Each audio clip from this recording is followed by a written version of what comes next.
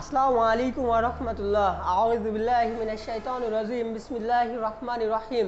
শুরু করছি সেই মহান আল্লাহ সুবহানাহু ওয়া তাআলার নামে, যিনি নাযিল করেছেন এই মহাবিশ্বের মহাবিশ্বয় সমস্ত মানবজাতি কল্যাণ স্বরূপ মহাগ্রন্থ আল কোরআন। তার জন্য বলে আলহামদুলিল্লাহ।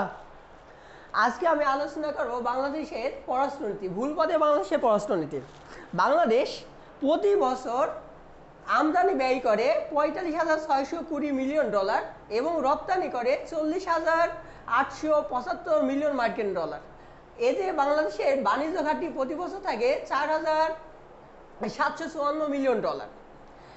আমরা আরও পরিসংখ্যান দেখতে পারি, বাংলাদেশ সবথেকে বেশি রপ্তানি করে ৩৮,৪৫২ মিলিয়ন ডলার মার্কিন যুক্তরাষ্ট্রে, এবং তার পরবর্তীতে আছে জার্মানিতে আছে ৪,৩১২.১১ মিলিয়ন মার্কিন ডলার বাংলাদেশ প্রতি বছর রপ্তানি করে। বাংলাদেশ কোনগুলো রপ্তানি করে?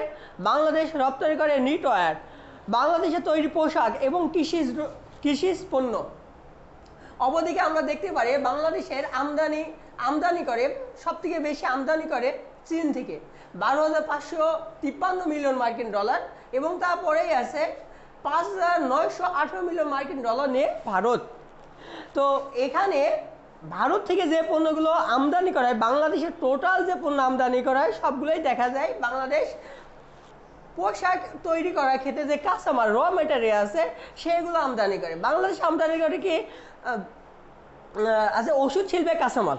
বাংলাদেশ এমন কাঁচামাল আমদানি করে, কিন্তু রপ্তানি করে ওই ওই ওই পণ্যগুলো তৈরি করে বাংলাদেশ রপ্তানি করে, সেগুলো আছে যুক্তরাষ্ট্র, জার্মানি, অর্থাৎ ওয়েস্টার্ন কান্ট্রিগুলোতে বাংলাদেশ রপ্তানি করে। এখন বাংলাদেশের যে পররাষ্ট্রনীতি, বাংলাদেশের নতুন যে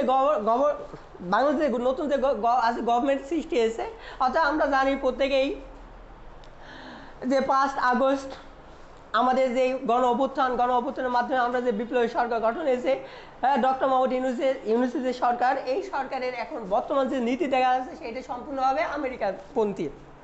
তো আমেরিকাপন্থী নীতিতে বাংলাদেশের দীর্ঘদিনের মিত্র চীন, রাশিয়া, এই দুটো দেশ থেকে আমরা দিন থেকে দিন দূরে চলে যাচ্ছে। আমরা ভুলে গেলে চলবে না, আমাদের দেশে অলরেডি আছে রোহিঙ্গা ক্রাইসিস। তো এই রোহিঙ্গা সমাধান করতে গেলে আমাদের চীনকে লাগবে। আর চীন এমন একটা দেশ, বাংলাদেশে যেই মিয়ানমারের সাথে একটা মাত্র প্রদেশের, সেটি কি রাখাইন প্রদেশ আছে, সংযোগ আছে। এই রাখাইন প্রদেশে আজকে কারা নিয়ন্ত্রণ করছে? রাখাইন প্রদেশে রাখাইন আর্মি।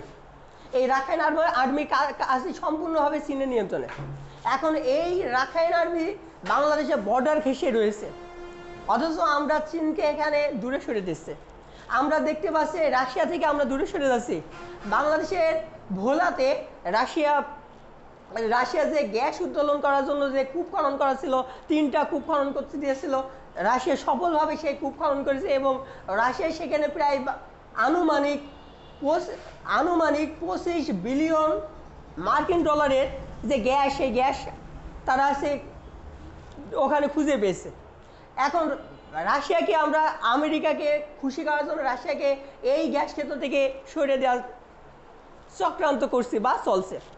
বাংলাদেশের যে পররাষ্ট্রনীতি দীর্ঘকাল ধরে এসেছে, বাংলাদেশ 1971 সালে স্বাধীন, মুক্তিযুদ্ধের সময় সোভিয়েত ইউনিয়ন অর্থাৎ এই রাশিয়া আমাদের সাহায্য করেছিল।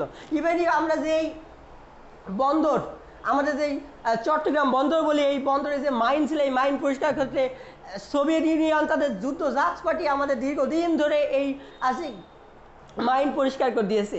তারপর থেকে আমরা আজ এই চট্টগ্রাম বন্দরকে আমাদের ব্যবসা বাণিজ্যের ক্ষেত্রে কাজে লাগাতে পারছি, এর আগে আমরা পারতাম না। অথচ এই ইউনূস সরকার যখনই এসে, তারপর থেকে আমরা দেখতে পাচ্ছি বাংলাদেশের যে সম্পূর্ণভাবে পররাষ্ট্রনীতি এসে, এই পররাষ্ট্রনীতি বাংলাদেশ চীন, রাশিয়া থেকে দূরে সরে যে আমাদের ওয়েস্টার্ন কান্ট্রি অর্থাৎ আমেরিকাপন্থী যে নীতি, সেই নীতিগুলো গ্রহণ করা হচ্ছে। বাংলাদেশে কিছুদিন আগে যে ডোনাল্ড লু, কুখ্যাত একজন আছে কূটনীতিক ইউএসএ, সে বাংলাদেশে এসে এবং বাংলাদেশে ইন্দো প্যাসিফিকে যোগ দেওয়ার জন্য আহ্বান করেছে, এবং সেই ইন্দো প্যাসিফিক থেকে বাংলাদেশের 200 মিলিয়ন ইউএস ডলার বাংলাদেশকে তারা আছে দেওয়া যে প্রস্তাব দিয়েছে সেটা এই ইন্ডো প্যাসিফিকের ভিতর। আর ইন্ডো প্যাসিফিক থেকে যখনই আমাদের বাংলাদেশে দেখছে তখন বুঝতে হবে এটা চীনকে আটকানোর জন্য আমেরিকার একটা কৌশল, আমেরিকার একটা প্ল্যান। আর চীনকে যখনই আমরা আটকাতে যাওয়ার জন্য চীনকে যদি আমরা আমাদের বিরুদ্ধেই যদি তাদেরকে চীনকে দাঁড় করাই, চীন কিন্তু এটা কখনোই বসে বসে দেখবে না।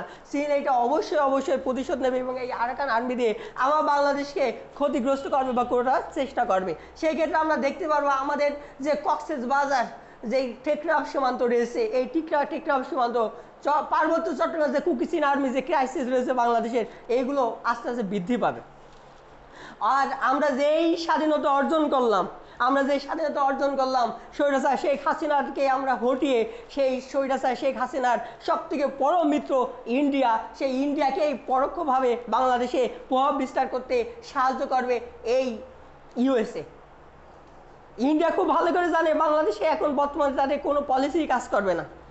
এখন তারা কি ঘুরপথে বাংলাদেশে তারা পলিসি তৈরি করবে, কিভাবে তৈরি করবে ওরা জানে। বাংলাদেশে এখন আমরা সরাসরি আসতে পারবো না। এখন ওরা কি করবে, এখন ওরা আমেরিকাপন্থী, আমেরিকার মাধ্যমে ওদের যে নীতি আছে সেই নীতি বাংলাদেশে বাস্তবায়ন করবে। আমেরিকার এই দক্ষিণ পূর্ব এশিয়ার সব থেকে বড় শক্তিশালী মিত্র আছে এই ইন্ডিয়া। এই যে ইন্ডো প্যাসিফিক যে মূল যেই পরিকল্পনায় গ্রহণ করে আমেরিকা, সেটা সম্পূর্ণভাবে ইন্ডিয়া কেন্দ্রিক। আর সেই ইন্ডিয়ায় আমাদের বাংলাদেশে দীর্ঘ 16 বছর ধরে স্বৈরাচারকে বসিয়ে রেখেছিল। আর সেই স্বৈরাচারের হাত থেকে আমাদের রক্ষা করার জন্য আমাদের ছাত্ররা, আমাদের স্টুডেন্টরা কত মারা গেছে, কত রক্ত দিয়েছে, আজও তারা হসপিটালে পঙ্গুত্ব বরণ করে রয়েছে। অথচ আমার বাংলাদেশের সরকার আমাদের যে পড়াশোনাটি রয়েছে সেই পড়াশোনাটি একবারে ভুলভাবে মার্কিন যুক্তরাষ্ট্র ওয়েস্টার্ন কান্ট্রির দিকে ধাবিত হচ্ছে, যা সম্পূর্ণভাবে ভুল।